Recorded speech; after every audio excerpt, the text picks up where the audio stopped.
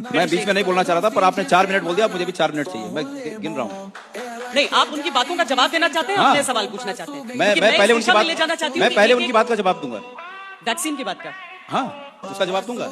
इस देश में अतीत में जितनी महामारियां फैली, कांग्रेस का शासन था, और आपके बाहों पे भी जो चवन्नी जैसा निशान होगा ना, वो कांग्रेस के शासन का निशान है। और ये भी बता दूं आपको, अभी तक जितनी सरकारें आई, सभी सरकारों ने मुफ्त टीकाकरण किया, मुफ्त। आप कोई नया काम नहीं कर रहे हैं। हाँ, ये जरूर है कि पहली बार हो रहा है कि अगर टीका भी लग रहा है तो उसमें प्रधानमंत्री जी की फोटो पहले दिख रही है कि भाई यही हैं, ये हैं करके आप बचे हो। ये नहीं रहेंगे तो ये जबरदस्ती किसी के मनस में बिठाया जा रहा है कि ये हैं करके ये टीका आया। और टीका कहां बना? कांग्रेस के द्वारा निर्मित प्रयोगशालाओं में टीका बना है।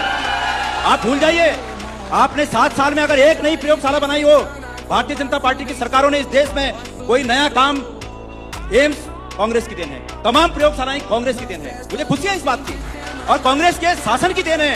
लेकिन उससे बढ़कर यह बात है कि वो हिंदुस्तान की देन है, भारत की देन है। मुझे इस बात पर फक्र है। आप इसको किसी एक व्यक्ति का श्रेय मान रहे हैं कि उस व्यक्ति का श्रेय है। माननीय कौशिक जी, ये हमारी बाहों पर बने ये चवन्नी जैसे निशान ये दर्शाते हैं कि अतीत में भी ऐसी बीमारियां आई, और उस समय की सरकारों ने बिना प्रचार के मुफ्त में पूरे देश के लोगों का टीकाकरण किया। अब आप विकास की बात कर रहे हैं, आप बड़े जोर शोर से कहते हैं कि ऋषिकेश से और कर्णप्रयाग की रेल लाइन हमारी उपलब्धि है। आपकी खाक उपलब्धि है, आप दूसरे के कामों पर कब्जा करने की कोशिश कर रहे हैं। आपको याद दिला दूं, और यह कोशिश नहीं होनी चाहिए। हम इस कोशिश का पुरजोर विरोध करेंगे। आप विकास करिए, वो विकास कार्यों के नाम लीजिए, हमें खुशी होगी। लेकिन Rishikesh Karnaprayag rail line, Antony ji ने उसका शिलान्यास किया, यूपीए 2 की सरकार में उसके लिए बजट पारित हुआ, काम चालू हुआ। अब आपके समय में वो पूरा हो, अच्छी बात है, लेकिन दूसरे के कामों पर श्रेय मत लीजिए।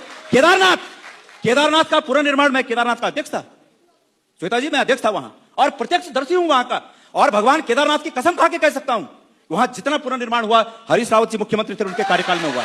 और आप लोगों ने पूरे देश को बताना चाहता हूं, मैं धन्यवाद देना चाहूंगा कि इस राष्ट्रीय चैनल ने मुझे यहां पर आने का मौका दिया। मैं आपके माध्यम से पूरे देश को बताना चाहूंगा, अगर उस केदारनाथ में कुछ बदलाव हुआ तो यह हुआ कि कांग्रेस के समय के पुनर्निर्माण के कार्य